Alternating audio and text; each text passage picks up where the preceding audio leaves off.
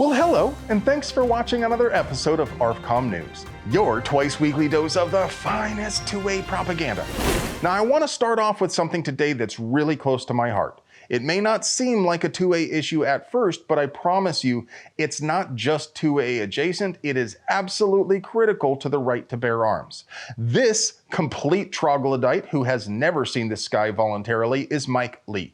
He is attempting to attach a shady land grab deal to the big huge spending bill. Freaking politicians. Let me tell you why that sucks. In the Second Amendment, the founders said a well-regulated militia is necessary to the security of a free state. And in the language of their day, regulated meant properly functioning. So, for the militia to function properly, we must be well-trained and well-equipped.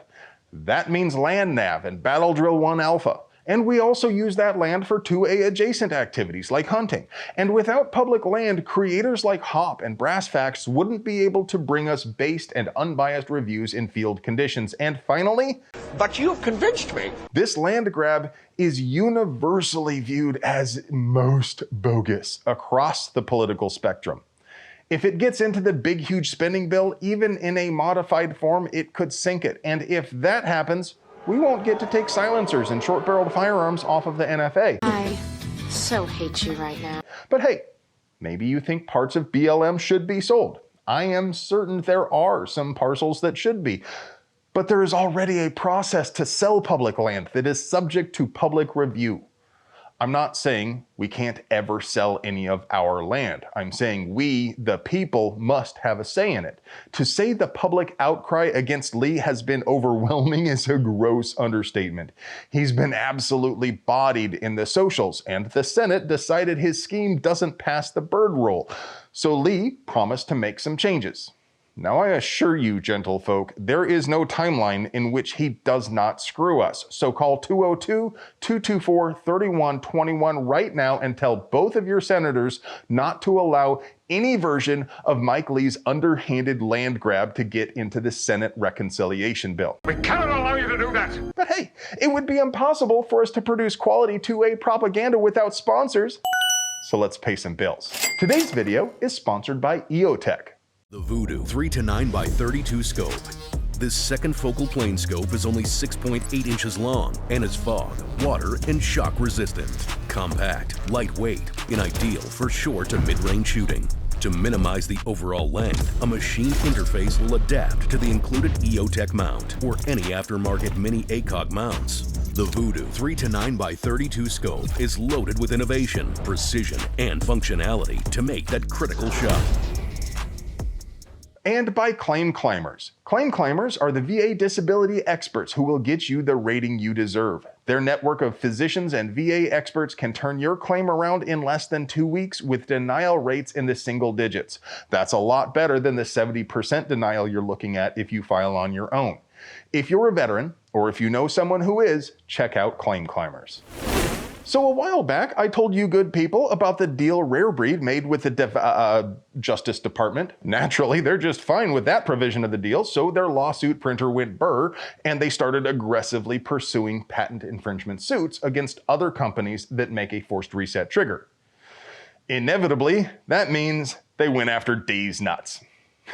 Yeah, did you really think I could pass up a chance to report on a case about Deez Nutz?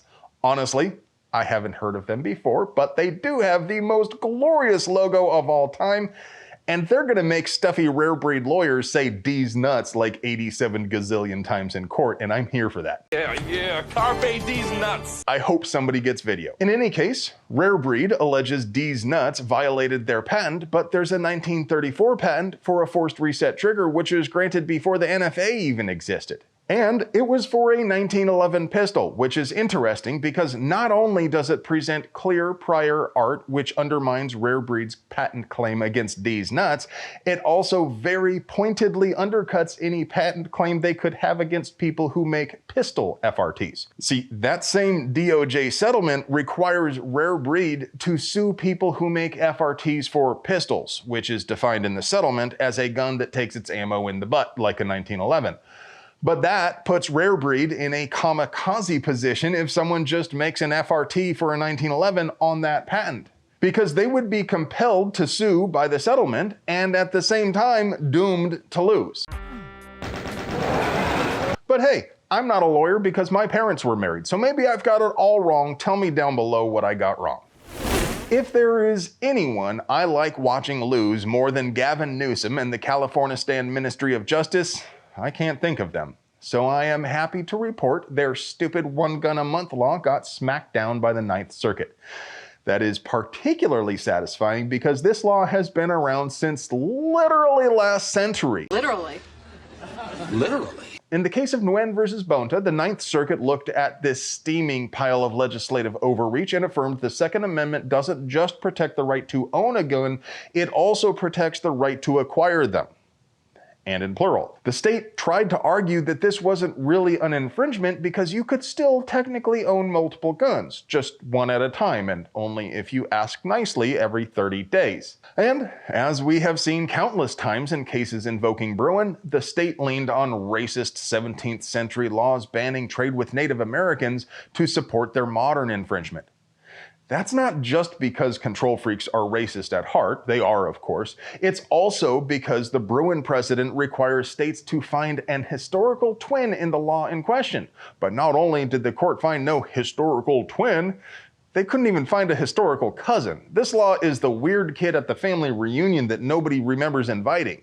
Now, don't get too excited, this only knocks down the one-gun-a-month limit. The state will obstinately cling to the rest of their tangled web of waiting periods and permission slips, but it is a big step and a clear signal that Bruin is still doing damage to the authoritarian status quo.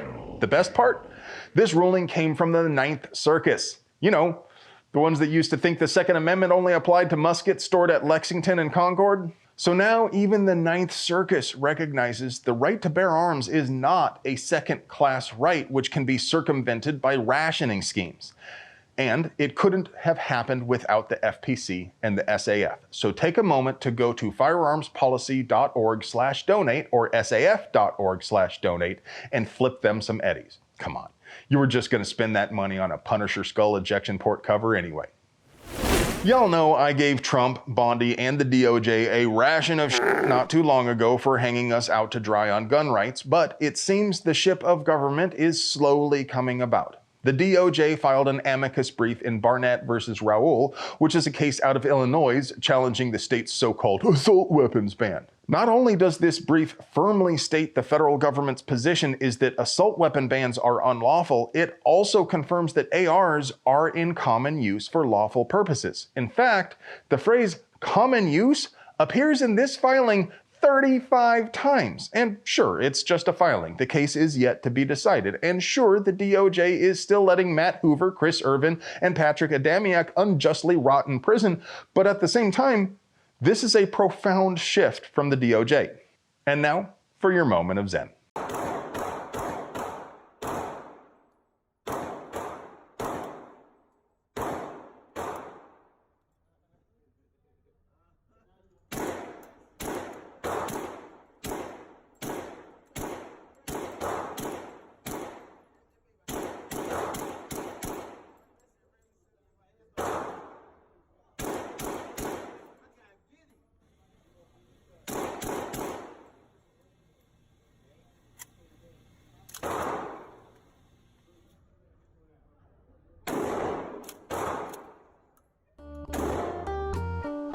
Hello, friend.